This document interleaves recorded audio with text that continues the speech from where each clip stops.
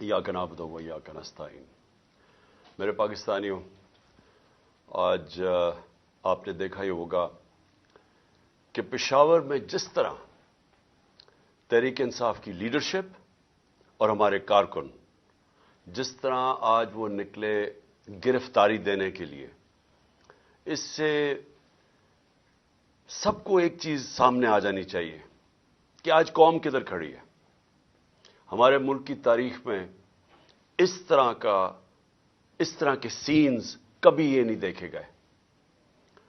एक वक्त पे जो मूवमेंट चली थी पीएनए की 70 की दिहाई में, उसमें भी गिरफ्तारियां होती थी, लेकिन 4 या 5 लोग जाके अपनी गिरफ्तारी देते थे। ऐसा कभी सीन नहीं हुआ कि इतनी तादाद में लोग आए और लीडरशिप के साथ, मैं खास तौर पे कहना चाहता हूं कि लीडरशिप के साथ जाके अपनी गिरफ्तारियां दें। तो मैं आज अपनी पेशावर की क़यादत और अपने कारकुनों को आज खराज तहसीन पेश करता हूं, और मैं इसलिए अपनी सारी कौम को ये बताना चाहता हूं कि क्यों ये हम कर रहे हैं। मैं फिर से रिमाइंड करवाना चाहता हूं हम ये क्यों कर रहे हैं। हम इसलिए कर रहे हैं कि ये पुरअमन तरीका है एहतजाज करने का। हम क्या चीज लोगों के सामने लाना चाहते हैं? हम ये सामने लाना चाहते हैं कि ये जो जिस तरह के हथकंडे इस हुकूमत ने हमारे खिलाफ इस्तेमाल किए, जब से हमारी हुकूमत गई 10 अप्रैल के बाद पिछले साल, जो हमारे लोगों से इन्होंने किया है, मैं जनरल मुशर्रफ के मार्शल लॉ में मैंने कभी इस तरह का जुल्म नहीं देखा। जिस तरह इन्होंने लोगों के ऊपर तशद्दुद किया, आजम स्वाति पर तशद्दुद किया, उसको 3 बजे जाके घर से उठाया और उससे पहले उसके पोते और पोतियों के सामने उसको मारा, एक 75 साल के आदमी को, फिर टॉर्चर किया, फिर कपड़े उतार के टॉर्चर किया, फिर उसकी फिल्में बनाई। वो फिल्में इन्होंने हमारे 2-3 लोगों को दिखाने के लिए कि आपसे भी ये होगा कि अगर आप इमरान खान का साथ नहीं छोड़ेंगे। शहबाज गिल से जो इन्होंने किया, उसको जब उसको तशद्दुद कर रहे थे तो उसको बार बार पूछ रहे थे कि ये इमरान खान के खिलाफ स्टेटमेंट दो, कहो ये इमरान खान ने तुम्हारे से करवाया। स्वाति को कह रहे थे कि ये इमरान खान को बताओ, ये उससे भी ये होगा। ये कौन से मजहब माशरे में ऐसे होता है? ये कब पाकिस्तान की तारीख में ये हुआ था? और उसके बाद जो सोशल मीडिया के लोगों से इन्होंने किया, जो लोगों को उठा उठा के लेके जाते थे, उनको भी नंगा करते थे। मुझे नहीं अभी तक पता कि नंगा करने का इनको शौक क्या है, और कौन सा माशरा इजाजत देता है लोगों को इस तरह जलील करने का। आइन का आर्टिकल 14 आर्टिकल कहता है कि आप इंसान की, हर पाकिस्तान की जो डिग्निटी है, उसकी जो इज्जत है, उसको आप पामाल नहीं कर सकते। और इनका कसूर क्या था? आजम स्वाति ने एक ट्वीट की कि जी बाजवा ने NRO 2 दिया है, सारा पाकिस्तान जानता है कि उसने दिया। शहबाज गिल ने कोई स्टेटमेंट दी, उससे पूछा भी नहीं कि क्या उसका मकसद क्या था, पीछे क्या था, कहने क्या वो क्या कर रहा था। उसके ऊपर तशद्दुद। शेख रशीद को उठा लिया, उसको ले गए, अफवाद चौधरी को उठाया, हमारे लोगों के ऊपर, सब के ऊपर FIRs है। जिस तरह मैंने कहा मेरे ऊपर कोई 70 FIR है, दहशतगर्दी के केसेस बना दिए। इलेक्शन कमीशन के बाहर एक एहतजाज होता है, इमरान खान को इलेक्शन कमीशन डिस्क्वालीफाई कर देती है, उसके बाहर एहतजाज होता है, मेरे ऊपर दहशतगर्दी का पर्चा कट जाता है, मैं वहां था भी नहीं।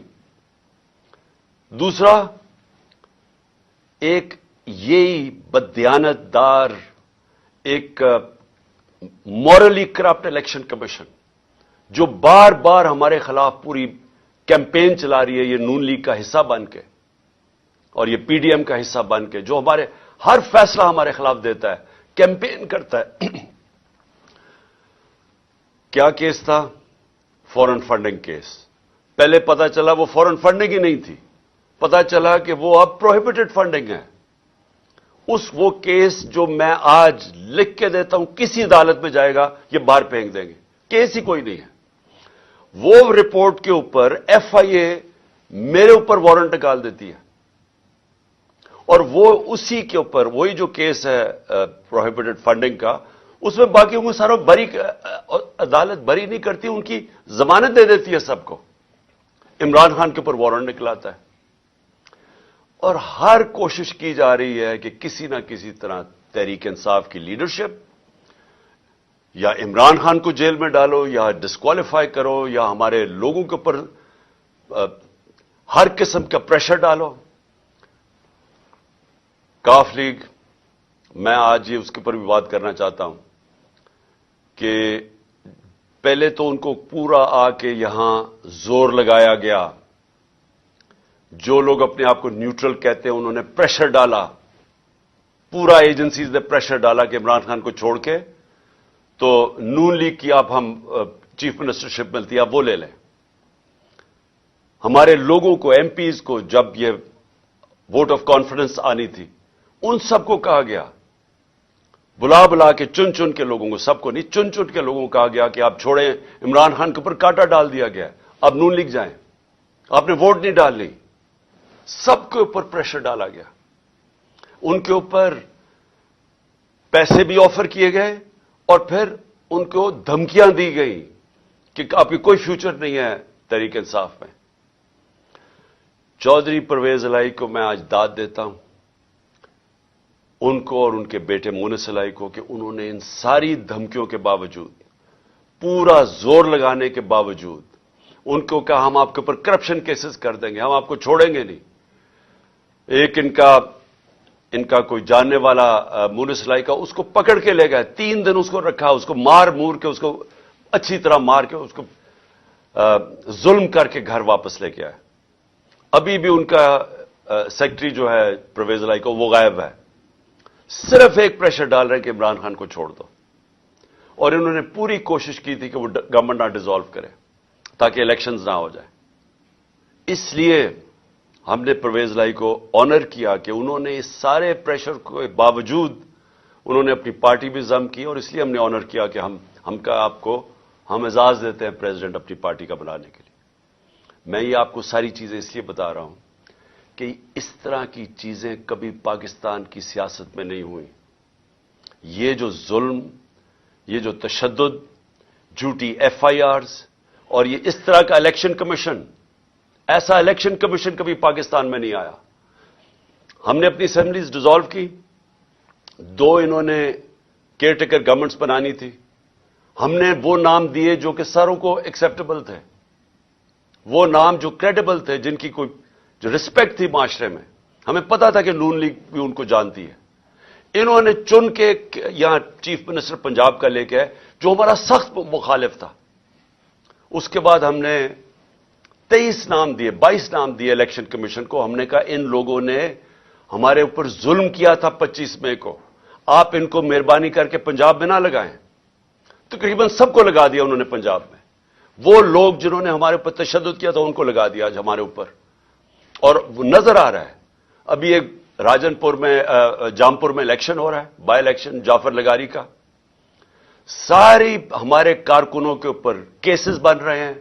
پولیس اور انتظامیہ پورا ان کے خلاف نکلی ہوئی ہے, ڈرا رہی ہے, دھمکا رہی ہے, اور ان کے جو نون لیگ کا کینڈیڈیٹ اس کو اوپنلی اس کی سپورٹ کر رہی ہے. تو ایسا کبھی بھی کیئر ٹیکر تو آیا ہی نہیں ہے.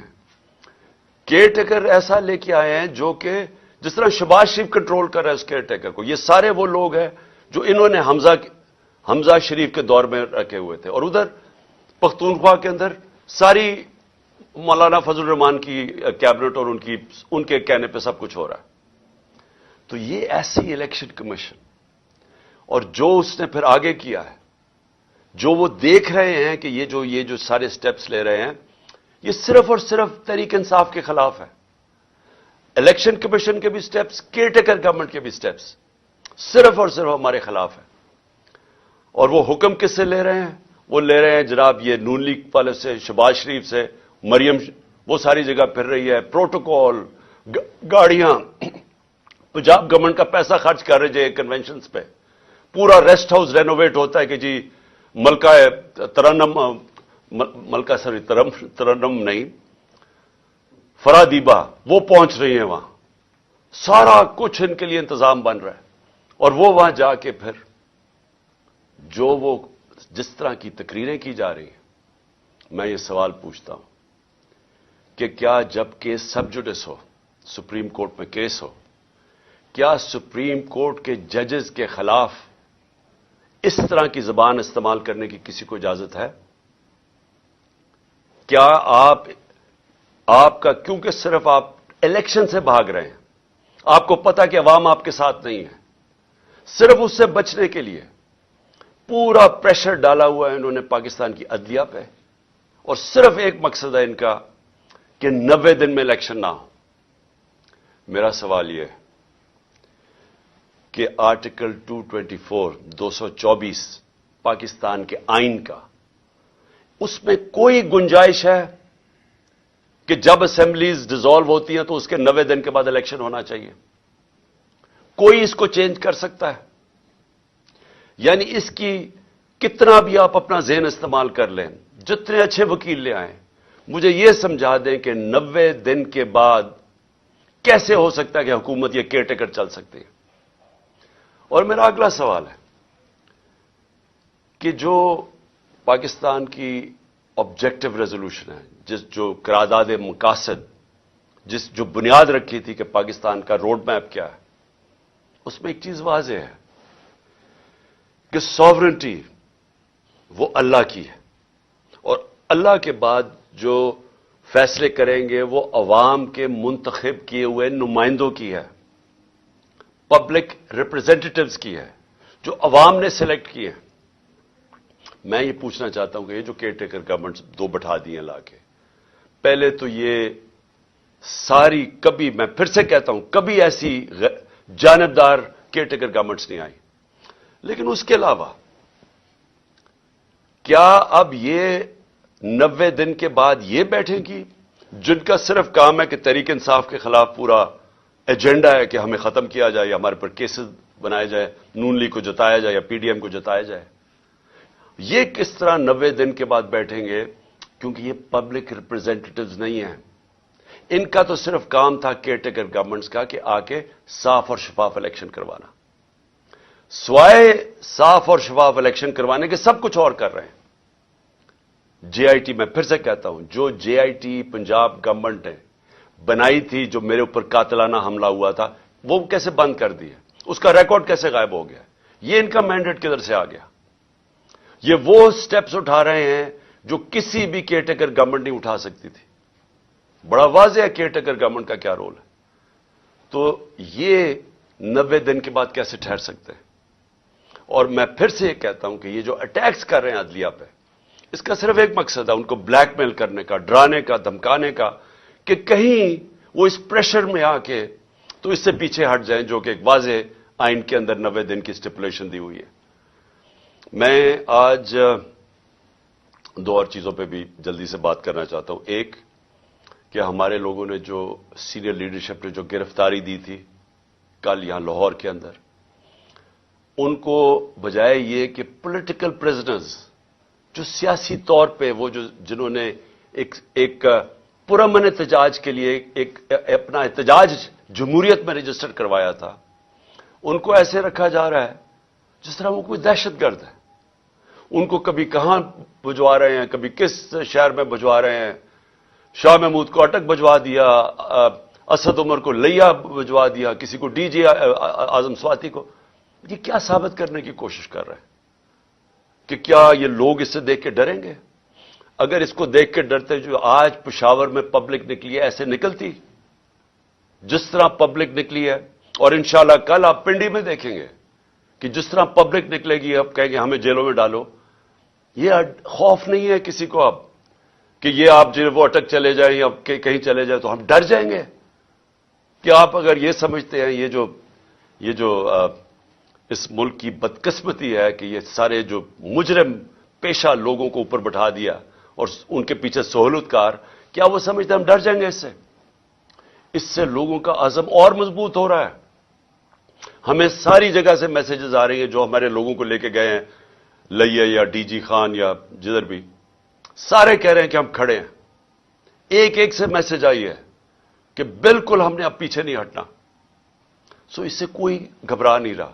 اور کل انشاءاللہ پنڈی میں دیکھیں گے جس طرح پبلک نکلے گی، جس طرح ہماری قیادت تیار ہے اپنے آپ کو یہ جیل بھرو تحریک کے اندر شامل ہونے کے لیے. اور پھر جو ہمارا احتجاج جس کا جو دوسرا پہلو ہے، ایک تو یہ ہے کہ جو ہمارے پر تشدد ہوا، ظلم ہوا، جو انہوں نے جس طرح کی ایف آئی آر جو ہر روز ایک مشن پہ ہیں کہ کسی نہ کسی طرح الیکشن نہ کرواؤ اور ان کو کرش کرو تحریک انصاف کو. تو ایک تو اس کے اوپر احتجاج ہے، پرامن احتجاج ہے. اور میں یہ یاد کروا دوں آپ کو کہ سری لنکا میں انہی حالات کے اندر پبلک سڑکوں پہ نکلی تھی اور لوگوں نے جلائے تھے گھر. پرائم منسٹر کا گھر جلا دیا تھا. پبلک خود سڑکوں پہ آ گئی تھی. اگر یہ تحریک انصاف اس وقت نہ ہو تو یہ پبلک اسی طرح سڑکوں پہ نکلے گی. جس طرح کے حالات یہاں بن گئے آج پاکستان میں، پبلک تو خود نکلنے کے لیے تیار ہے سڑکوں میں. میں اپنا جو لاہور ہائی کورٹ، مجھے 3 بجے تو ہمیں پتا، انہوں نے جب ہمیں پتا چلا کہ وہ بلا رہے ہیں اور وہ کہتے ہیں آپ کو پیشی دینی پڑے گی، 3 بجے تو فیصلہ کرتے ہیں. 4:15 بجے گھر سے نکلتا ہوں اور جو پبلک سڑکوں کے اوپر آتی ہے، ایسے تو پبلک کبھی نہیں نکلتی. تو پبلک تو تیار بیٹھی ہوئی ہے.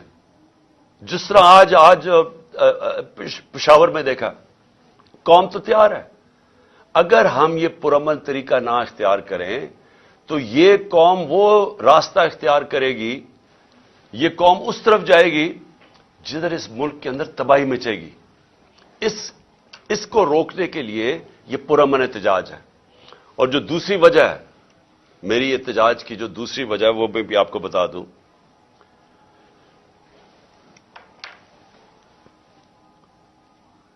کہ جو شہباز شریف نے کل تقریر کی، قوم کو مزید اور قربانیاں دینی پڑیں گی.